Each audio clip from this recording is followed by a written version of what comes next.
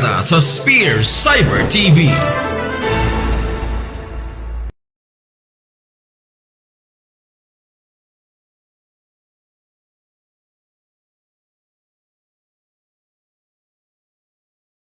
Hi guys, I'm Renz. Hi, I'm Valerie, and we're here for the Ocean Art. We'll be experiencing the PSC Lion Shade Network episode. Oh,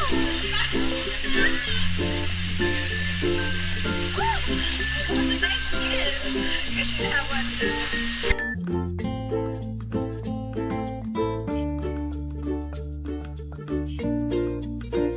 We should come back here, and this is a monthly attraction here in the Ocean World. This Christmas season, right?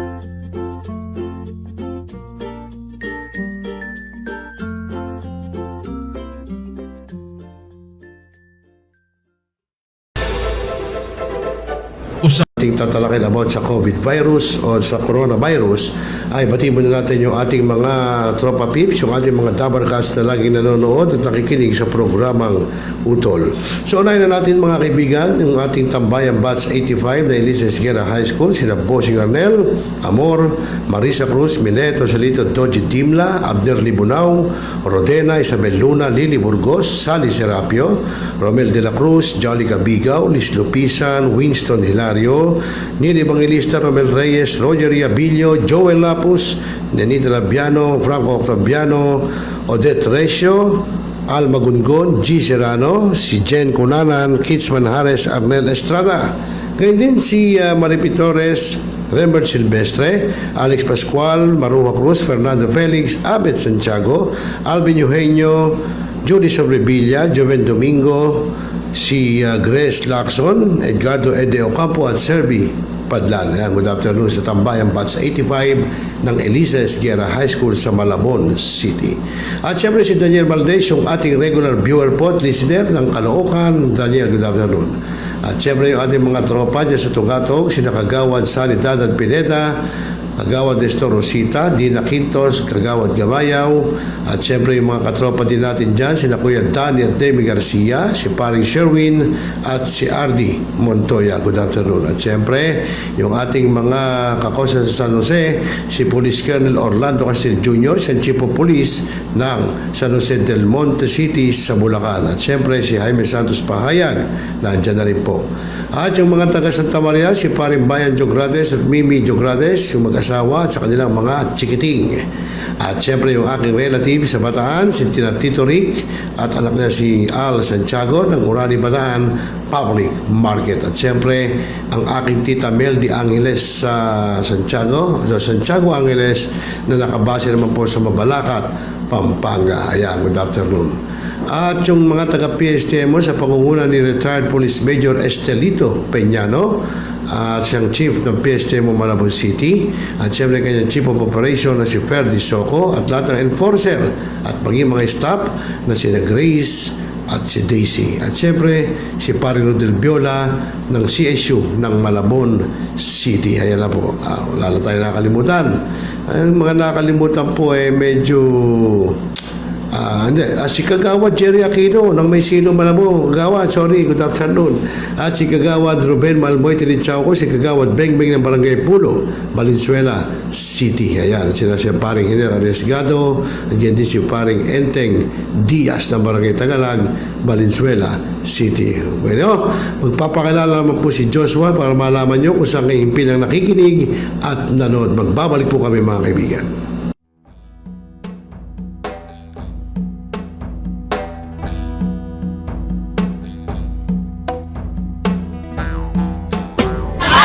Sa inyong lahat, kami po ang grupong sa musika. Samahan sa musika, Sining, kultura, at iba pa. Tawi hanggang sa pari ang mga Pilipino, iba't iba ang lahi. Luzon, Visayas, Mindanao, Luzon, Visayas, Mindanao, ang mga Pinoy may kanya-kanyang ugali at pananaw. Tayo Pilipino may sariling pagkatao, ipakita natin sa buong mundo. Ipakita mo! Tayo Pilipino may sariling pagkatao, ipakita ipakita natin sa buong mundo.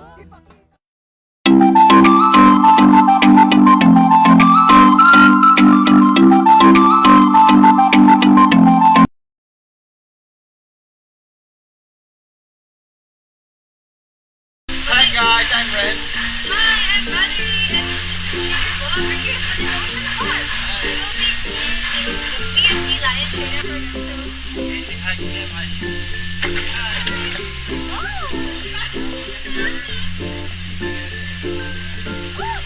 That was a nice kiss. You should have one too.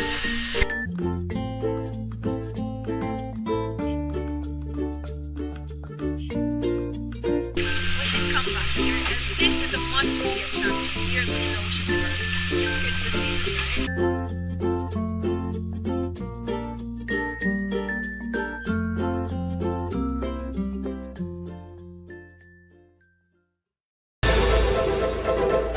Usapin, talakayin. Opinyon, lilinawin kasama si Rosel Lopez, umaarangkada sa Spear Cyber TV.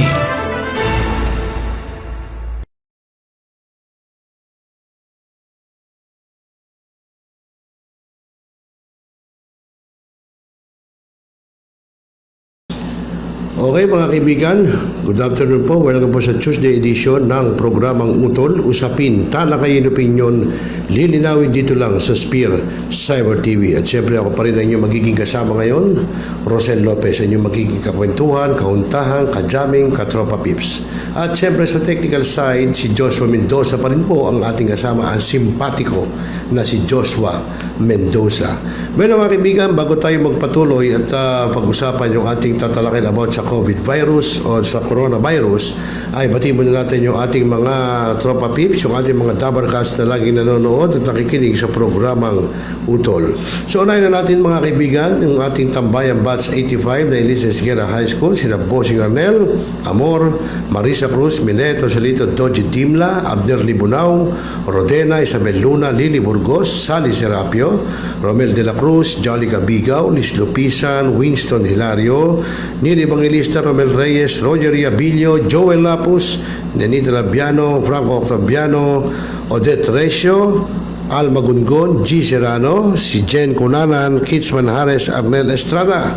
Ngayon din si Maripi Torres, Rembert Silvestre, Alex Pascual, Maruja Cruz, Fernando Felix, Abed Santiago, Alvin Eugenio, Judy Sobrevilla, Joven Domingo, si Grace Lacson, Edgardo Ede Ocampo at Serbi Padlan. Good afternoon sa tambayang batch 85 ng Elisa Esguera High School sa Malabon City. At siyempre si Daniel Valdez, yung ating regular viewer po at listener ng Caloocan. Daniel, good afternoon.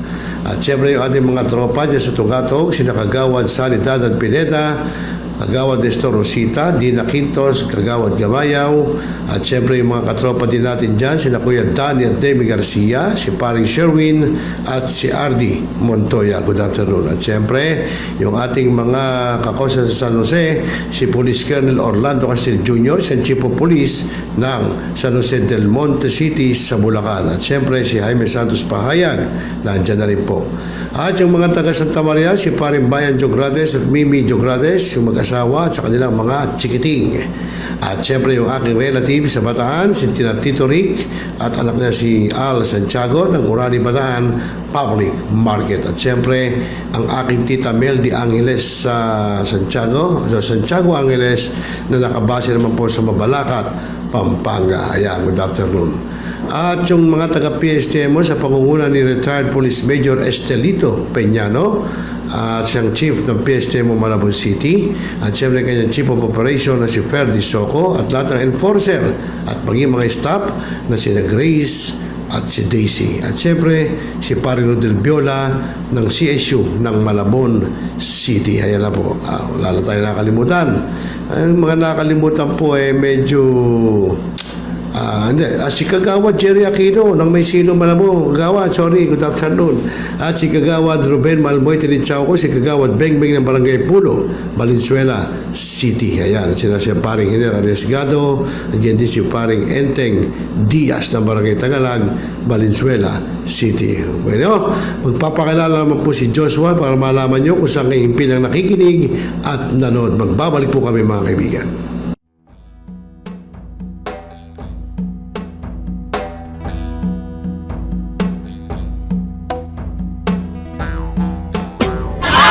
Sa inyong lahat, kami po ang grupong sa musika. Samahan sa musika Sining, kultura, at iba pa. Bitawi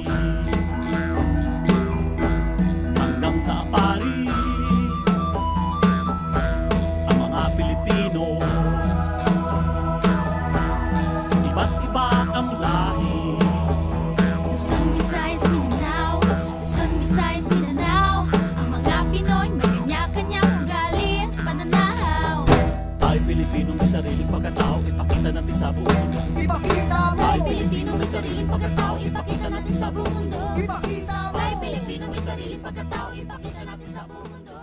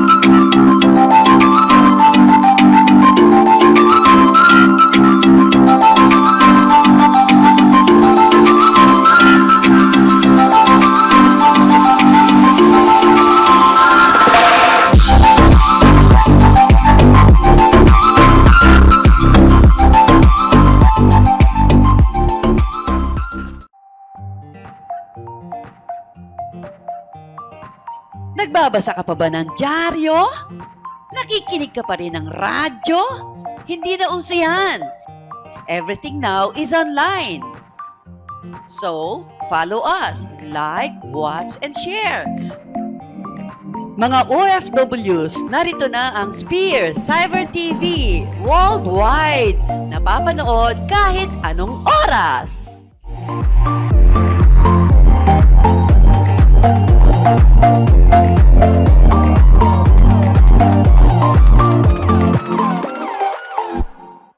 Okay mga kaibigan, muli po nagbabalik po tayo sa Tuesday edition ng programang Utol. Bueno mga kaibigan, ngayon po ay pag-usapan natin yung about po dun sa ginawa namang courtesy call at interview ng pamamarisan Rizal Press Corps dito po kay Cainta Mayor Kate Nieto, kung saan nga po ay nagkaroon na ng town-wide quarantine sa bayan ng Cainta, Rizal, at ito'y sinimula na po at ito'y matapos sa pagkamatay ng mag-asawa dahil sa COVID-19, no? At kinukumpirma po ito ni Mayor Kate Nieto. At bukod naman dyan ay isinailalim na rin ang buong Cainta, Rizal sa town quarantine at ito'y sinimula na po at patuloy ang town cleansing sa lahat ng lansangan doon sa bayan ng Cainta sa lalawigan ng Rizal. At bukod naman po dyan ay nakapanayam din po ng pamamarisan Rizal Press Corps itong si Taytay Health Officer, no? Dr. Jeffrey Rojas, kung saan naman ay sinasabing COVID-free o coronavirus-free ang bayan ng Taytay. So mga kaibigan, panoorin po natin at kayo na po ang bahalang magbigay ng reaksyon at opinyon at mag-PM lang po kayo sa aming FB page dito sa Spear Cyber TV. Panoorin po natin mga kaibigan. Natin sa COVID-19. No? So, dun sa aspeto na may kinalaman sa cainta, ang naging standard, kung merong dalawang pasyente na may sakit ng COVID-19 na nasa magkaibang barangay, i-categorize yan para magdeklara tayo ng isang quarantine dito sa bayan natin. Sa sitwasyon natin sa ngayon, 3 pasyente ang confirmed na merong COVID-19. Yung dalawa, nasa barangay San Isidro, at yung isa, nandun sa barangay San Andres. So, yung dalawa namatay na kahapon, mag-asawa, namatay na. Oo, tapos yung isa naman na nasa San Andres, nurse siya, na nag-alaga dun sa namatay na pasyente. Nagkataon na taga-cainta din siya. Nagtatrabaho siya sa isang hospital dito sa San Juan, sa Cardinal Santos. Tapos siya yung nurse na na-assign sa pasyente. Nakawali siya, kaya siya yung isang pasyente na tinitreat niya sa Cardinal Santos para sa COVID-19. So by virtue of that, I was constrained to issue a quarantine declaration for cainta effective March 15. Nagko-coincide siya sa effectivity nung quarantine sa buong NCR na pinahayag ni Pangulo kagabi. Hindi town-wide quarantine. It's a town-wide quarantine. Nag-aantay kami ng balangkas ng regulasyon, pero nakipag-meet na rin ako sa mga heads ko ng offices to come out with yung policy at saka yung parameters natin para ma-implement natin ito. Kasi we have to consider yung trabaho ng mga tao, how it will be affected, yung restriction of movement to what extent, yung congregation ng mga tao if they be suspended, yung price hoarding kung pwedeng mapigilan, at yung workforce ng gobyerno kung kailangan bawasan. Those are the 5 factors na kailangan natin consider when we put ourselves in quarantine. Because I don't want to affect adversely yung business climate ng cainta. But at the same time, it becomes my primordial objective to safeguard naman the health condition of my constituents. So yun lang po yung 5 na parameters na Yes. Those are the things that you can always ask me about some other stuff maybe I have missed, of which I already have an opinion about baka hindi ko lang nabansin. You feel free to ask me yung mga aspeto na tinitingin yung kailangan nyo namin so I can answer it. yung sinasabi ni DILG Secretary Anyo tungkol sa kasi outside na kayo ng Metro Manila. Yes. So maglalagay ng outpost or checkpoint. Yes. So ready naman PNP cainta. Yeah, in fact, the provincial director was here a while ago. And then sumama siya sa meeting natin para malaman niya exactly what the policies will be. Yun naman, okay naman yung naging discussion namin kanina. We shall be availing of the assistance ng mga police in the event that there is a breach yun sa mga policies na ilalatag namin at hindi susundin ng mga tao ng tira dito. Lahat ng mga sa mga tao dito. Ngayon doon sa balik tayo doon sa isa na nagdag. How about yung family niya? Nasa kaso na rin. Yes, they are considered as persons under monitoring. Okay na lang. Bali 5 dun sa nurses, tsaka yung 4 na mga anak na naiwan yung mag-asawa. So a total of 9 people ang binabantayan natin ngayon na pwedeng mag-exhibit ng mga symptoms ng virus. But for now, yung 4 naman, they're entering their 9th day of so wala pa namang manifestation. I just hope we get to survive this. Kailan po ito na-declare ninyo na pang-3 na? I think that was kahapon was a confirmation coming from the DOH. This I think is the 35th patient. Parang gano'n. But he's a nurse who works in Cardinal Santos, who lives in Cainta as well. Nagkatapat-tapat lang yun. Kaya sabi ko nga, how effective was our ability to cleanse the town. So far, sabi ko, nakatuloy yung the last 8 days indicates naman talagang walang transmission na naganap sa Cainta. Because yung third patient natin, na-acquire niya yan through transmission doon sa hospital where he worked. Nagkataon na natagalin ko siya. How about po dun sa mga kamag-anak nung namatay na 2 patients? Di ba kinuwaran? Sila kayong apat eh. They're talking about the 4 children kanina. Sila Sino yung namatay? Yes, yung namatay may 4 na anak. Okay. Sila yung the same people. Yung nurse, yung family nurse.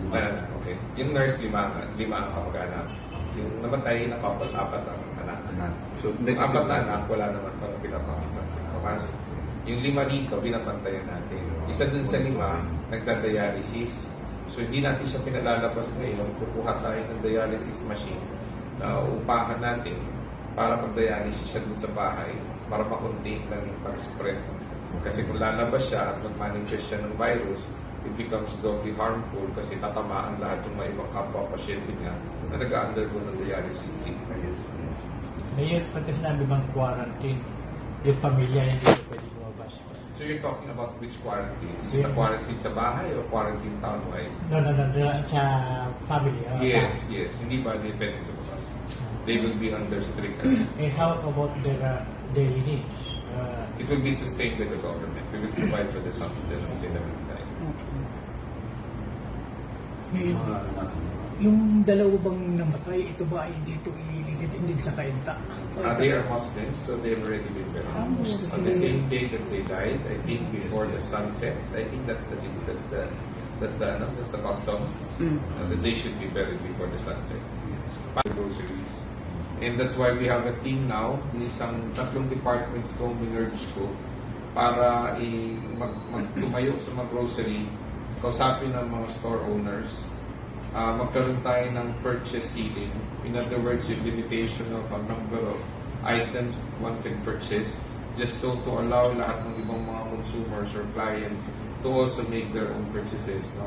You don't take advantage here of your enormous resources or wealth to acquire as much as you can to the prejudice of those who just have enough. So let's make this something that's equitable in character so that everyone will have his fair share of the goods, no? So that everyone gets to live. Meron na tayo specific guidelines? It's coming out in 1 hour because the meeting was just held at 8 o'clock. I already tasked them to provide and monitor the movement of all these commodities. And assuming that there will be a difficulty on our part to receive stuff from Metro Manila, considering that it is also placed under quarantine, we will go to the southern provinces maybe and make do with the products that they have for us to be able to provide our people with sustenance in the meantime. Hindi pa po kayo na-expose? Not that I know of. At least not to the persons that have been confirmed with that virus. Wala, I would say na hindi. You're talking about the virus itself? But assuming, willing kayo siyempre sa Of course, but I'll do it, but I will continue performing my work maybe through media, through social media. So, walang contact. Unless isa sa inyo meron. So far sa amin. This has been adequately augmented because we will have to put our foot down this time and escort them to the nearest station for proper handling. For them po, na ayaw so. Well, this is not something that I really relish doing. This is not something that I'm happy to inform you about. But we all have to sacrifice if we want really peace of mind and a healthy environment. This will all come to pass. We just have to cooperate. Magsama-sama lang tayo because kailangan... Panawagan niyo sa mga taga-cainta. Yun nga. Tagalogin ka. Ayan na yan. Ayun na ba yun? Okay. Assurance. Para hindi masyadong maging mabigat para sa ating lahat yung pagsasagawa ng quarantine. Hindi ko ito ginusto. Tinalaga lang sa atin, base na rin sa direktiba sa taas, na kailangan tayo magdeklara base sa sitwasyon na kinabibilangan ng bayan natin ngayon. Nakikita ninyo sa loob ng 1 linggo ang lahat ng paraan na ginawa natin para maibsan ang paglaganap ng virus na to. Yung pakikisama ninyo at pagsama sa ating advokasya para ayusin ang problemang ito ang magiging susi para mas mapabilis natin ang pagbabalik sa buhay ng normal na bawat kainta. Maraming salamat. Thank you. Natin sa COVID-19. No? So, dun sa aspeto na may kinalaman sa kainta, ang naging standard, kung merong dalawang pasyente na may sakit ng COVID-19 na nasa magkaibang barangay, i-categorize yan para magdeklara tayo ng isang quarantine dito sa bayan natin. Sa sitwasyon natin sa ngayon, 3 pasyente ang confirmed na merong COVID-19. Yung 2 nasa barangay San Isidro at yung isa nandun sa barangay San Andres. So, yung 2 namatay na kahapon, mag-asawa namatay na. Tapos yung isa naman na nasa San Andres, nurse siya na nag-alaga dun sa namatay na pasyente. Nagkataon na taga-Kaintanin siya. Nagtatrabaho siya sa isang ospital dito sa San Juan, sa Cardinal Santos. Tapos siya yung nurse na na-assign sa pasyente. Nakawali siya, kaya siya yung isang pasyente na tinitreat niya sa Cardinal Santos para sa COVID-19. So by virtue of that, I was constrained to issue a quarantine declaration for cainta effective March 15. Nagko-coincide siya sa effectivity ng quarantine sa buong NCR na pinahayag ng Pangulo kagabi. Hindi town-wide quarantine. It's a town-wide quarantine. Nag-aantay kami ng balangkas ng mga regulasyon. Pero nakipag-meet na rin ako sa mga heads ko ng offices to come out with yung policy at saka yung parameters natin para ma-implement natin ito. Kasi we have to consider yung trabaho ng mga tao, how it will be affected, yung restriction of movement to what extent, yung congregation ng mga tao if it will be suspended, yung price hoarding kung pwedeng mapigilan, at yung workforce ng gobyerno kung kailangan bawasan.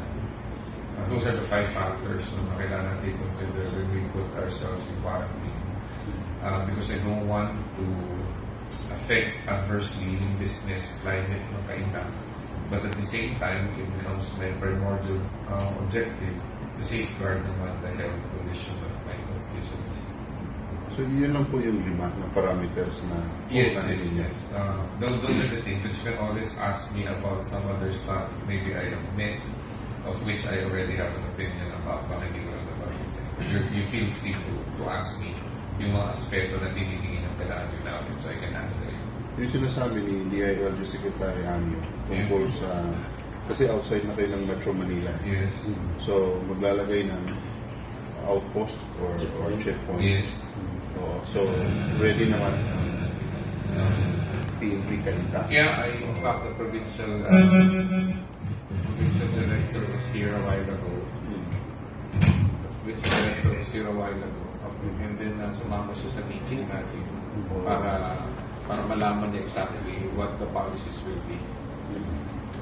Yun lang ma'am. Okay naman yung naging discussion namin kanina. We shall be availing of the assistance ng mga police in the event that there is a breach dun sa mga policies na ilalatag namin at hindi susundin ng mga tao na tira dito.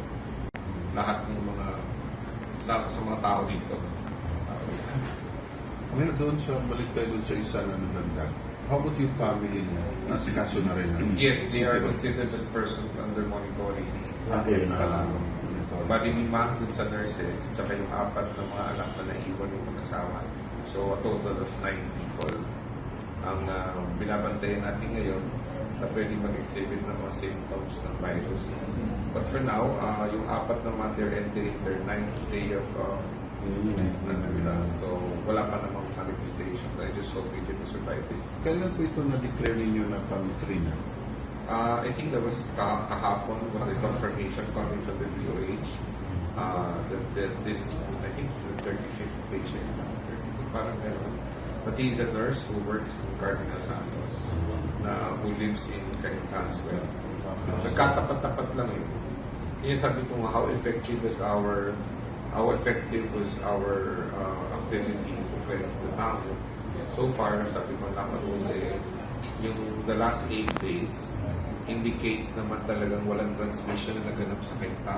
Because yung third patient natin, na-acquire niya yan through transmission doon sa hospital where we work. Nagkataon na natagalin ko siya. How about po dun sa mga kamag-anak nung namatay na 2 patients? Di ba kinuwaran? Sila nga yung apat eh. They're talking about the 4 children kanina. Sila yung Sino sinasabi. yung namatay? Yes, yung namatay may 4 na anak. Okay. Sila yung the same people. Ito yung nurse, yung family nurse naman. Okay. Yung nurse, 5 ang kamag-anak. Yung namatay na couple, 4 ang anak. So, Yung 4 na anak, wala naman parang pinapakita sa Mas yung 5 dito, pinapantayan natin. Isa dun sa 5, nagda-dialysis. So, hindi natin siya pinalalabas ngayon. Kukuha tayo ng dialysis machine na upahan natin para mag-dialysis siya dun sa bahay para makontain lang yung pag-spread. Kasi kung lalabas siya at mag-manifest siya ng virus, it becomes doubly harmful kasi tatamaan lahat yung mga ibang kapwa-pasyente niya na nag-undergo ng dialysis treatment. Ngayon, pati sinabi bang quarantine, yung pamilya hindi na pwede lumabas. So you're talking about which quarantine? Is it a quarantine sa bahay or quarantine townwide? No, sa family. Yes. Hindi ba they pwede lumabas? They will be under strict. How about their daily needs? It will be sustained by the government. We will provide for the sustenance in the meantime. Ngayon, yung dalawa bang namatay, ito ba ay dito ililibindin sa cainta? They are Muslims, so they've already been buried. On the same day that they died, I think before the sun sets, I think that's the custom. That they should be buried before the sun sets. Groceries.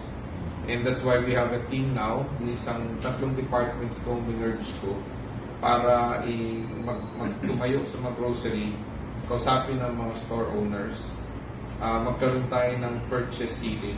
In other words, yung limitation of a number of items one can purchase, just so to allow lahat ng ibang mga consumers or clients to also make their own purchases. No? You don't take advantage here of your enormous resources or wealth to acquire as much as you can to the prejudice of those who just have enough. So let's make this something that's equitable in character so that everyone will have his fair share of the goods, no? So that everyone gets to live. Meron na tayo specific guidelines? It's coming out in 1 hour because the meeting was just held at 8 o'clock. I already tasked them to provide and monitor the movement of all these commodities. And assuming that there will be a difficulty on our part to receive stuff from Metro Manila, considering that it is also placed under quarantine, we will go to the southern provinces maybe and make do with the products that they have for us to be able to provide our people with sustenance in the meantime. Hindi pa po kayo na-expose? Not that I know of. At least not to the persons that have been confirmed with that virus. Wala, I would say na hindi. You're talking about the virus itself? But assuming, willing kayo siyempre sa Of course, that I will do it, but I will continue performing my work maybe through media, through social media. So, walang contact. Unless isa sa inyo meron. So far sa amin. This has been adequately augmented because we will have to put our foot down this time and escort them to the nearest station for proper handling. Well, this is not something that I really relish doing. This is not something that I'm happy to inform you about. But we all have to sacrifice if we want really peace of mind and a healthy environment. This will all come to pass. We just have to cooperate.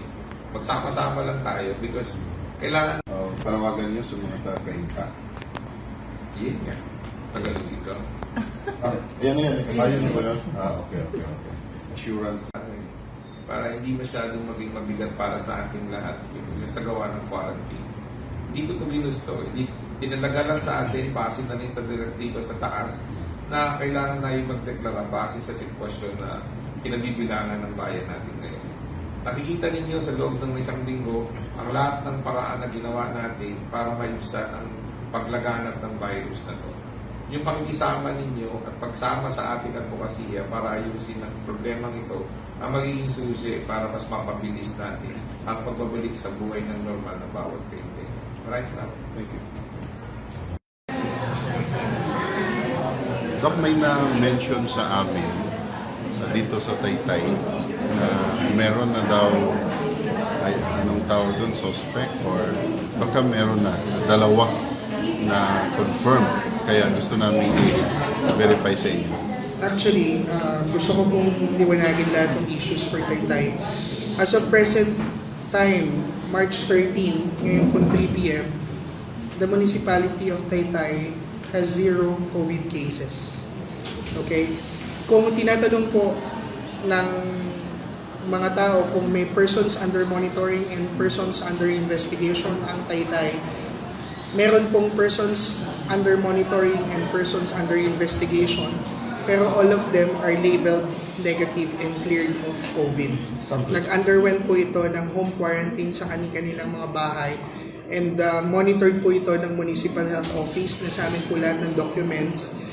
Minonitor po yung iba't ibang sintomas na magpapatungkol sa COVID, yung lagnat, ubo, nahirapang huminga, and supported po ng Department of Health and Municipal Health Office, Sangguniang Bayan, and the pamunuan ng munisipyo ang pag-monitor sa mga pasyenteng ito, and lahat po ito negative. Nagkaroon po ng 3 patient na na-admit sa iba't ibang ospital, and na-test po lahat for COVID sa RITM, and all of them are labeled negative and discharged already. So cleared po ang mga pasyente ito. So hanggang sa ngayon po, nananatili po ang Taytay na clear of COVID. Doc Ross, ano pong ginagawa ng Taytay local government sa pamumuno ni Mayor Jory Gacula para makaiwas po dito sa COVID-19? Okay. We started the COVID awareness January 29 when nagkaroon po ng ingay dun sa COVID. So, ang nag-decide po kami sa munisipyo na magkaroon ng public awareness hotline numbers kung saan po pwedeng tumawag at ang iba't ibang mamamayan ng Taytay na nakakaramdam ng iba't ibang sintomas na patungkol sa COVID, and lahat po ng mamamayan ng Taytay na may travel history sa mga bansa na nagkaroon ng COVID infection. So, noong January 29 po, mayroon na pong tumawag sa Taytay, sa Municipal Health Office, at nag-report ng kanyang patungkol magmula nung dumating galing ng China, and na-clear na din po namin ito. So, magmula po nun, nagkaroon po ng public awareness, information drive, information campaign ng Municipal Health Office. Nagpa-start po ang Municipal Health Office ng lecture about COVID sa mga eskwelahan na pampubliko dito sa Taytay. Nagkaroon po ng room-to-room lecture. Dapat po, usually kasi, ang Municipal Health Office ay nagkaroon ng lecture tungkol sa kalusugan sa mga basketball court. Ginagather po natin yung mga estudyante, but since nagkaroon po ng problem sa social gathering, ang in-advise po namin dun sa mga nurses, sa mga midwives na mag-lecture about COVID room to room, hindi po in a big group activity. So yan po yung isang ginawa ng munisipyo. Then nagkaroon din po ng massive information campaign sa pamamagitan pa din po ng paglalagay ng mga kaalaman tungkol sa COVID, paano po ito maiiwasan sa ating mga digital billboards dito sa Tikling. And sa ngayon po, nagpapaprint pa po ang munisipyo ng additional tarpaulin materials para po mailagay sa mga pampublikong lugar, kagaya po ng palengke, government offices, sa mga eskwelahan, at sa Changi area, at dito pa rin po sa mga malls, nag-a-advise din po. And sa ngayon po, magkaroon din po ng meeting ulit ang Mayor Jory Gacula and Sangguniang Bayan para po sa mga recommendation na gagawin pa ng munisipyo batay po sa mga desisyon ng national government sa nakaraang mga araw. So, magkaroon din po kami ng pag-uusap later kung ano pa po yung mga hakbang na po pwedeng gawin. Nag-issue na din po kami ng mga memorandum ng mga nakakarampang araw hinggil dun sa mga activity ng munisipyo, particular po dun sa Hamaka Festival. Meron po kaming mga kinansel na activity dahil ang mga activity po na ito ay ang mga involved po ay yung mga extremes of ages na tinatawag, particularly yung mga bata. Kinansel po natin yung drum and lyre activity sa kadahilanan na ang mga involved po dito ay yung mga estudyante. Kinansel din po natin ang Adobo Festival, ng nakaraang Hamaka Festival, sa kadahilanan na ito ay maaaring magkaroon ng transmission ng isusubo natin kamay dahil may model fight po dito. So kung ako po ay may sakit, hindi man po COVID, sipon, ubo, and kakain po ako, hawakan ko po yung pagkain galing sa bibig ko, and hawakan po yung katabi ko, maaari po magkaroon ng hawahan dito. So yan po yung isa sa dahilan kung bakit po na-cancel yung Adobo Festival.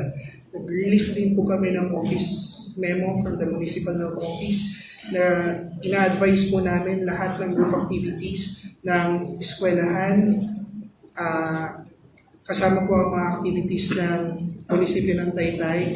Ang lahat po ng health activities namin na mag-entail ng grouping, crowding na ika-cancel. So kung halimbawa dito ay ang gaganaping malawakang pagtutulik sa mga taga-Taytay na dati po ay ginaganap natin sa basketball court at dinudumog ng mahigit na 100 pasyente. Ngayon po gagawin natin to sa health center na lamang at hindi na po mangyayari na 100 kaagad. Lilimitahan po namin ang number ng pasyente sa bawat araw ng tuli. Maximum of 20 lang. Strictly to be followed. So, by schedule po yung tuli. Hindi po nangangahulugan na kakansilin ng mga activity ng health. Hindi po maisusulong ang serbisyong pangkalusugan. Tuloy-tuloy pa din po. Nag-isip po kami ng mga paraan kung paano po maitutuloy ito ng mas ligtas para sa ating mga kababayan sa panahon na ngayon na may COVID infection. Dok, tanong ko lang kung na-verify na kasi may Umpisa po, isa pa din po yan sa mga ginawang hakbang ng Municipal Health Office, katulong po ang Sangguniang Bayan at pamunuan ng Taytay na magkaroon ng disinfection. Yan po yung napag-usapan namin nung Lunes, kaya po kinancel ni Mayor Jorik yung klase nung Monday is para pag-usapan pa po yung mga hakbang na hindi pa namin nagagawa at maaari pa namin gawin para sa aming mga kababayan. Yan po yung isang usapan na magkaroon ng disinfection process sa mga pampublikong eskwelahan, pampublikong lugar. Nag-umpisa po kami kahapon, 2 days ago, nag-umpisa po kami mag-disinfect. Natapos na po namin lahat ng 27 public schools sa Taytay. Ngayon lang pong tanghali. Ngayon po, ang iba pong ahensya ng pamunuan ng Taytay, kagaya po ng Tourism Office, ay tumulong din po at ang Disaster Office ng Taytay ay tumulong din po sa pag-disinfect. So kanya-kanya po kaming area na dinidisinfect. Na-disinfect na din po ang Changi area at ibang government offices kahapon. Ngayon pong hapon, ang i-disinfect naman po ay ang mga simbahan. At kung patuloy pa pong may mga opisina na hindi po nadidisinfect, ito po ay gagawin namin sa mga susunod na araw. Ang Municipal Health Office din po ay nag-issue na din po ng memorandum na ang lahat po ng workers ng Taytay, health workers ng Taytay, ay papasok po kahit Sabado at Linggo upang ma-check po ang bawat barangay. Wala po kasing pasok ang health centers ng Sabado at Linggo, Monday to Friday lang. But nag-desisyon na po kami na magkaroon pa din po ng pasok ang mga health centers at in-involve na po namin yung community kasi po sa panahon po ngayon, kahit po sa ang parte ng mundo, kulang po ang health workers. So very important po, isa po sa advokasya ng Municipal Health Office at ng pamunuan ng Taytay, ang empowerment ng community. Ibig po sabihin nito, i-involve po namin ang common na tao na maging responsable sa bawat isa. So tuturuan po ang bawat isa kung ano din po ang mga dapat bantayan para sa COVID. Ito po ay gaganapin sa mga susunod na araw. Pag-ikot po ang mga barangay nutrition scholar at barangay health worker ng Sabado at Linggo. Katulong po dito ang nursing deployment program ng Department of Health and mga midwife at nurses po ng health centers para po magsilbing guide sa mga tao sa iba't ibang barangay. Speaking of mga health workers ninyo, sila yung frontliners. Anong protection meron sila? Well, ang best protection pa din po na binigay namin sa mga health workers namin ay yung health education kung paano pong may iwasan. Hindi po yung mask, hindi po yung personal protective equipment ang magsasalba sa inyo sa mga pagkakataon na ito, kundi yung health education kung paano may iwasan, kung paano gagamitin yung mga paraan. So, yan po yung mga ibinigay namin sa mga health workers namin. Of course, apart from the personal protective equipment, pero number one is health education.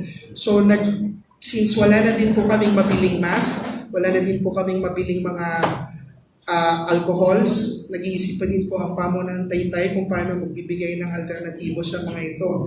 Nagpagawa na din po ang pamunuan ng Taytay ng mga mask na gawa po sa tela. At base po sa dating ASEC or USEC ng Department of Health, nakalimutan ko lang po ang pangalan, better pa din po na merong mask kahit made of cloth kumpara dun sa wala. So ano po yung gagawin natin sa mga mask na ito? Ito po ay gagamitin natin araw-araw, ngunit lalaban din po araw-araw at ibababad po sa disinfectant. Ano po ba yung disinfectant na po pwedeng gamitin sa bahay? Ito po yung ordinaryo nating Clorox at Zonrox. Ito po, lalaban nila ibababad dito and kanina po nung nag-meeting po kami sa mga kaparian, meron po nagtanong kung pwede daw po bang plansyahin. Of course, heat will kill the virus because heat is one of the disinfecting agent na po pwede po natin gamitin. Doc, meron po ba tayong pagbabawal sa mass gatherings? Nag-issue na po kami ng office order na dinidiscourage po yung mass gathering, crowding of activities. This is to promote social distancing also. Bigyan nyo ng assurance ang mga Taytayenyos. Any message? Sa ating po mga kababayan sa Taytay, mapalad po tayo dahil ang lahat po ay nakikipag-cooperate pa rin. Nananawagan po ako sa lahat ng darating na galing sa ibang bansa na maaari po makipag-ugnayan sa Municipal Health Office. Hindi po ito para i-discriminate kayo or isantabi kayo, ngunit ito po ay para ma-monitor po kayo at mapangalagaan pa din po at ang pangkalahatan ng Taytay. Nananawagan pa din po ako na maging kalmante po tayo sa crisis na ito dahil hindi naman po makakatulong ang pagpapanik. Nais ko pong sabihin din sa lahat ng tao na huwag po tayo mag-panic buying ng alcohol. Ubusin ng alcohol sa mall para po madami tayo. Kung kayo po ay bibili ng 10 litrong alcohol at ako wala nang mabibiling alcohol, ako po pwedeng magpasa ng infeksyon. Kayo lang ang protektado, magkakahawahan din po tayo. So ako po nananawagan sa panahon pong ito, kailangan po natin ay kaalaman kung paano maiiwasan at kung paano gagawin natin kung sakaling tayo po ay magkaroon ng mga sintomas. Kung kayo po ay magkaroon ng sintomas na patungkol sa COVID virus, maaari po kayong tumawag sa Municipal Health Office sa number 0917-165-9009. Maaari po kayong tumawag, personal ko pong number yan, kahit po natutulog ako, sasagutin ko po kayo. And kung kinakailangan naman po kaming pumunta sa bahay nyo kahit madaling araw, kung kailangan nyo po ng ambulansya para po sa COVID patients, kami po ay handang rumisponde. Salamat. Maraming salamat. Doc, may na-mention sa amin dito sa Taytay na meron na daw ay anong tawag doon, suspect or baka meron na dalawa na confirm. Kaya gusto namin i-verify sa inyo. Actually, gusto ko pong liwanagin lahat ng issues for Taytay. As of present time, March 13, ngayon po 3 p.m., the municipality of Taytay has 0 COVID cases. Okay? Kung tinatanong po ng mga tao kung may persons under monitoring and persons under investigation ang Taytay, meron pong persons under monitoring and persons under investigation, pero all of them are labeled negative and cleared of COVID. Nag-underwent po ito ng home quarantine sa kanilang mga bahay and monitored po ito ng Municipal Health Office na sa amin po lahat ng documents. Minonitor po yung iba't ibang sintomas na magpapatungkol sa COVID, yung lagnat, ubo, nahihirapang huminga. And supported po ng Department of Health and Municipal Health Office, Sangguniang Bayan, and the pamunuan ng munisipyo ang pag-monitor sa mga pasyenteng ito, and lahat po ito negative. Nagkaroon po ng 3 patient na na-admit sa iba't ibang ospital, and na-test po lahat for COVID sa RITM, and all of them are labeled negative and discharged already. So cleared po ang mga pasyente nito. So hanggang sa ngayon po, nananatili po ang taytay na clear of COVID. Doc Ross, ano pong ginagawa ng Taytay local government sa pamumuno ni Mayor Jory Gacula para makaiwas po dito sa COVID-19? Okay. We started the COVID awareness January 29 when nagkaroon po ng ingay dun sa COVID. So, nag-decide po kami sa munisipyo na magkaroon ng public awareness hotline numbers kung saan po pwedeng tumawag at ang iba't ibang mamamayan ng Taytay na nakakaramdam ng iba't ibang sintomas na patungkol sa COVID, and lahat po ng mamamayan ng Taytay na may travel history sa mga bansa na nagkaroon ng COVID infection. So, noong January 29 po, mayroon na pong tumawag sa Taytay, sa Municipal Health Office, at nag-report ng kanyang patungkol magmula nang dumating galing ng China, and na-clear na din po namin ito. So, magmula po nun, nagkaroon po ng public awareness, information drive, information campaign ng Municipal Health Office. Nagpa-start po ang Municipal Health Office ng lecture about COVID sa mga eskwelahan na pampubliko dito sa Taytay. Nagkaroon po ng room-to-room lecture. Dapat po, usually kasi, ang Municipal Health Office ay nagkaroon ng lecture tungkol sa kalusugan sa mga basketball court. Ginagather po natin yung mga estudyante, but since nagkaroon po ng problem sa social gathering, ang in-advise po namin dun sa mga nurses, sa mga midwives na mag-lecture about COVID, room to room, hindi po in a big group activity. So yan po yung isang ginawa ng munisipyo. Then nagkaroon din po ng massive information campaign sa pamamagitan pa din po ng paglalagay ng mga kaalaman tungkol sa COVID, paano po ito maiiwasan sa ating mga digital billboards dito sa Tikling. And sa ngayon po, nagpapaprint pa po ang munisipyo ng additional tarpaulin materials para po mailagay sa mga pampublikong lugar, kagaya po ng palengke, government offices, sa mga eskwelahan, at sa Changi area, at dito pa rin po sa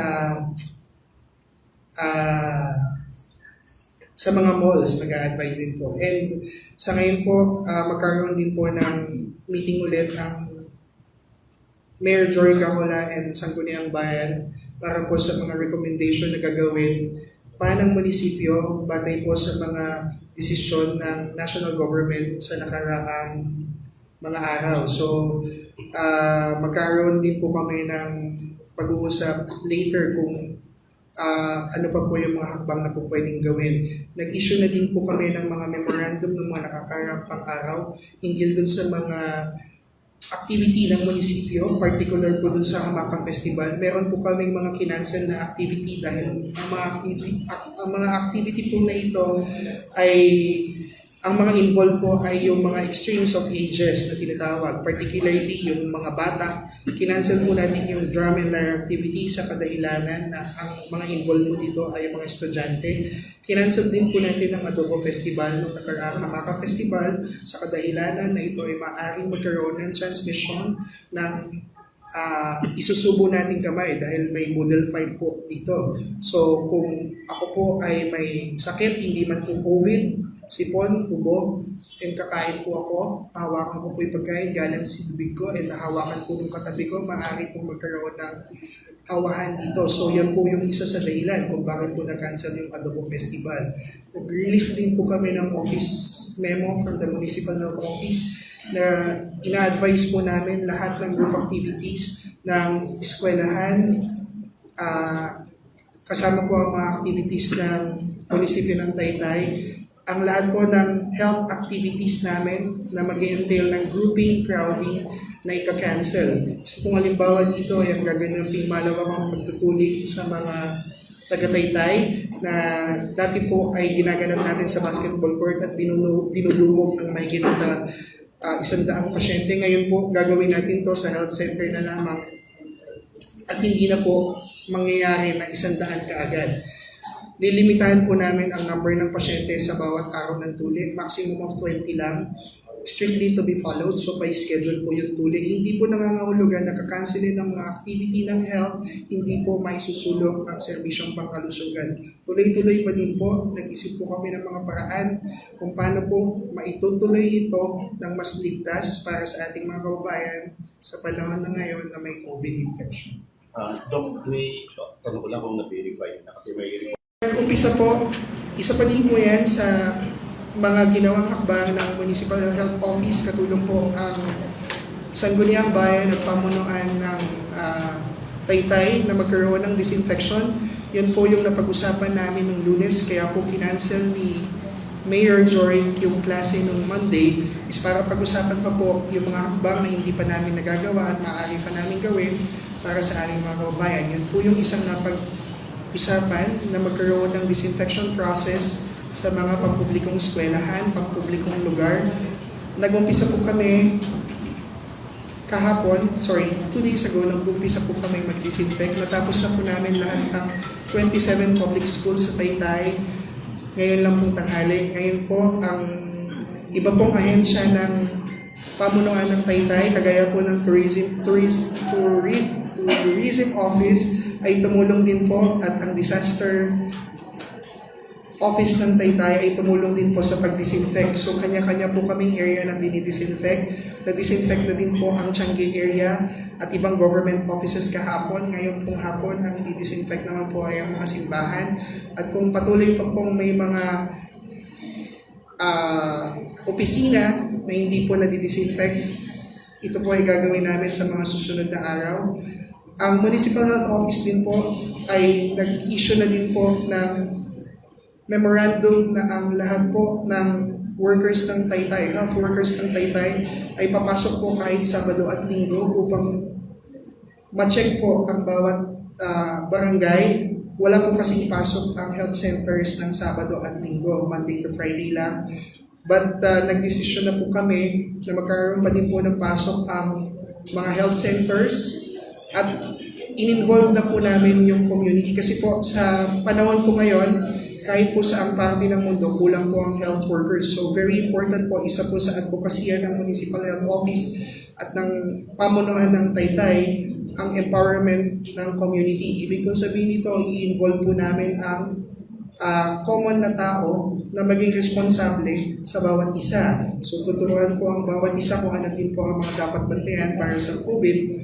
Ito po ay gaganapin sa mga susunod na araw. Pag-ikot po ang mga barangay nutrition scholar at barangay health worker ng Sabado at Linggo. Patulong po dito ang nursing deployment program ng Department of Health and mga midwife at nurses po ng health centers para po magsilbing guide sa mga tao sa iba't ibang barangay.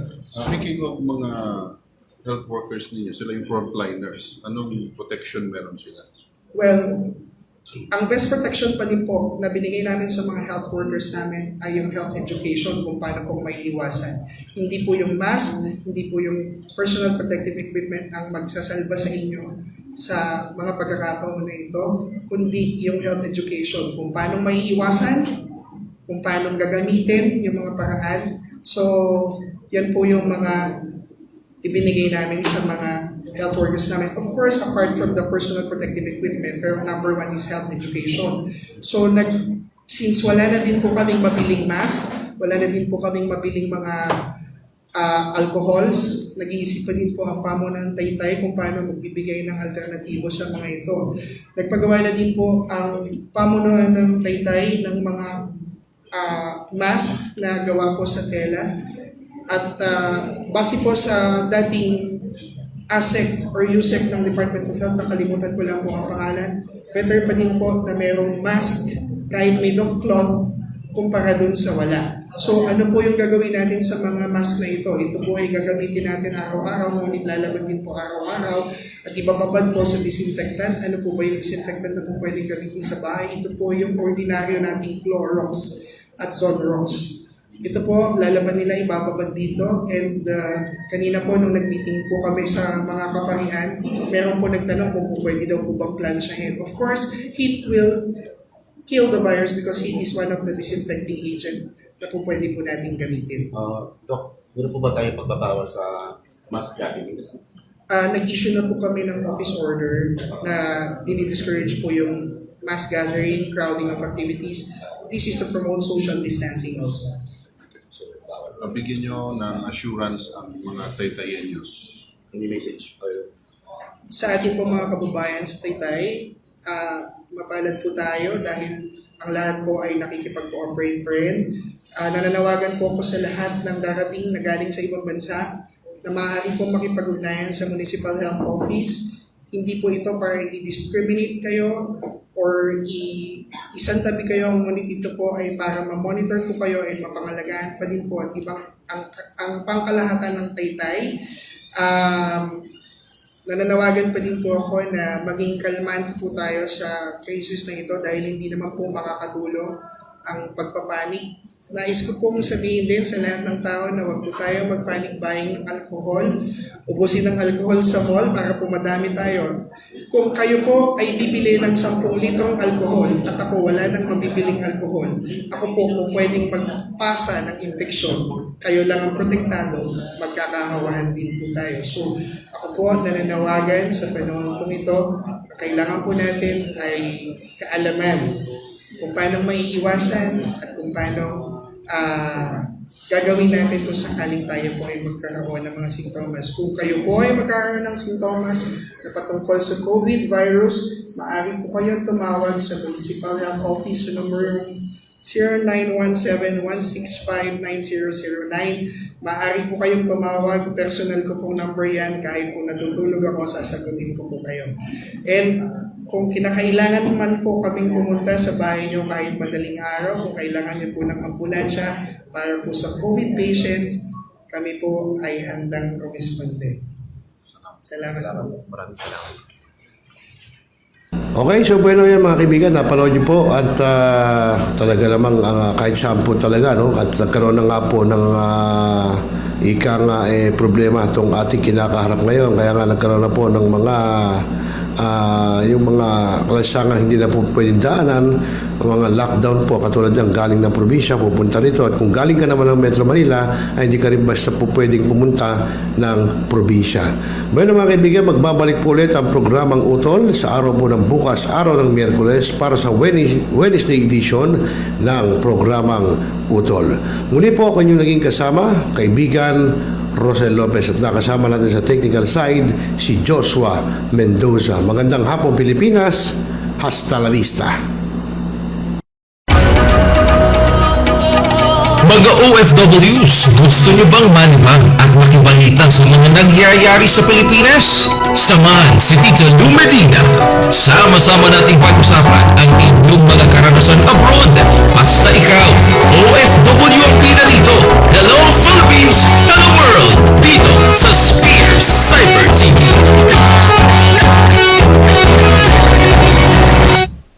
Diretsahin dito sa Diretsahan kasama si Pai Hilario.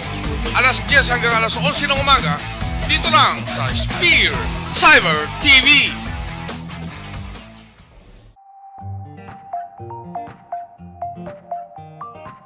Nagbabasa ka pa ba ng dyaryo? Nakikinig ka pa rin ng radyo? Hindi na uso yan. Everything now is online. So, follow us, like, watch, and share. Mga OFWs, narito na ang Spear Cyber TV worldwide. Napapanood kahit anong oras.